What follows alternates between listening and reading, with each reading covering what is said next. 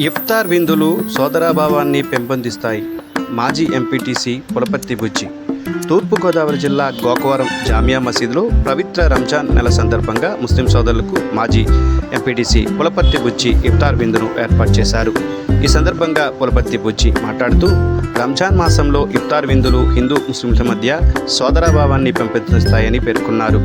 విద్యుత్ సబ్స్టేషన్ సమీపంలో ఉన్న జామియా మసీద్ ప్రాంగణంలో ముస్లిం సోదరులకు ఇఫ్తార్ విందును ఏర్పాటు చేసి రంజాన్ నెల సందర్భంగా ముస్లిం సోదరు సమక్షంలో కేక్ కట్ చేసి శుభాకాంక్షలు తెలిపారు.